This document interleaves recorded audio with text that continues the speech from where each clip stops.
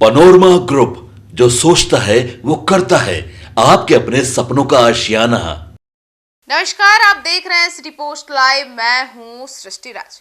आज हम बात करने वाले हैं बिहार की राजनीति में यदि किसी नेता ने सबसे लंबा, सबसे अनोखा और सबसे अप्रत्याशित और सबसे रणनीतिक सफर तय किया है तो वो नाम है नीतीश कुमार।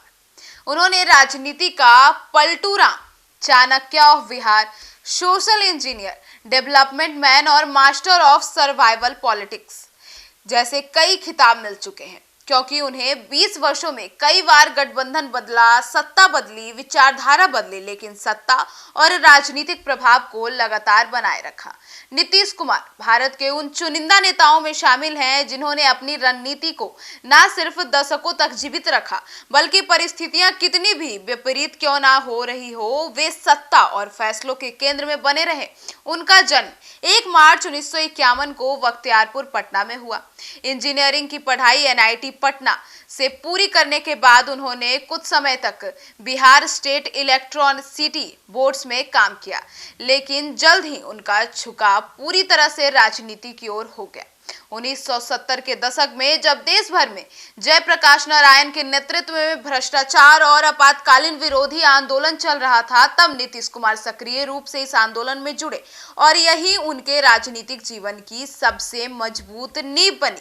इसी दौरान वे लालू प्रसाद यादव, रामविलास पासवान, सुशील मोदी जैसे नेताओं के साथ उभरते युवा चेहरे के रूप में सामने आ गए। बाद में उन्होंने जॉर्ज फर्नांडिस के साथ 1994 में समता पार्टी की स्थापना की और राष्ट्रीय राजनीति में अपनी भूमिका मजबूत की। वे 1989 और 1951 और 1996 के लगभग लोकसभा चुनाव जीतकर सांसद पहुंचे और केंद्र सरकार में रेल, कृषि और सड़क परिवहन जैसे अहम मंत्रालय की जिम्मेदारी भी संभाली, जहां उन्होंने रेलवे में कई आधुनिक बदलावों की शुरुआत की। उनका बिहार में सत्ता तक पहुंचना आसान नहीं था।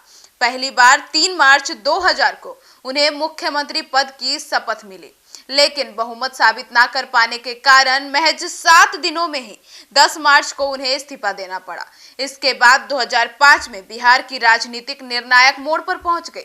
फरवरी 2005 में किसी गठबंधन को बहुमत नहीं मिला, लेकिन नवंबर 2005 चुनाव में एनडीए को बहुमत मिला और 24 नवंबर 2005 को नीतीश कुमार ने दूसरी बार मुख्यमंत्री पद की शपथ लेकर बिहार में विकास और सुशासन की नीति को लागू किया।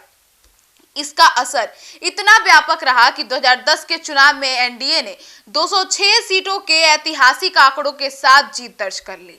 इसी दौरान बिहार में सड़क, शिक्षा, कानून व्यवस्था, लड़कियों की शिक्षा प्रोत्साहन योजनाएं, साइकिल योजना और छात्रों के लिए वर्दी प्रोत्साहन जैसी योजनाएं बड़े पैमाने पर सफल रही। हालांकि 2013 में नरेंद्र मोदी के एनडीए का प्रधानमंत्री चेहरा घोषित होने के बाद नीतीश कुमार ने विचारधारा असहमति के कारण भाजपा के गठबंधन तोड़ दिया और 2014 में लोकसभा चुनाव में खराब प्रदर्शन के बाद नैतिक जिम्मेदारियां लेते हुए इस्तीफा दे दिया। इसके बाद उन्होंने जितिन राम मांझी को मुख्यमंत्री बनाया, लेकिन कुछ समय बाद फिर से स्वयं सत्ता संभाल ली।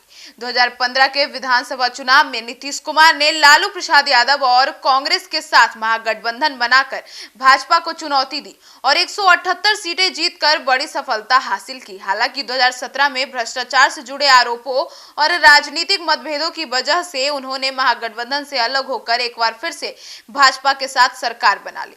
2020 के चुनाव में एनडीए ने 125 सीटों के संख्या बल के साथ सरकार बनाई और नीतीश कुमार पुनः मुख्यमंत्री बने, लेकिन 2022 में उन्होंने दूसरी बार भाजपा से गठबंधन तोड़ दिया और फिर महागठबंधन में शामिल हो गए। इस दौरान तेजस्वी यादव उप मुख्यमंत्री बने, लेकिन जनवरी 2024 में उन्होंने एक बार फिर से भाजपा के साथ गठबंधन कर राजनीतिक समीकरण बदल दिया। इसके बाद 28 जनवरी 2024 को उन्होंने पुनः मुख्यमंत्री पद की शपथ ली।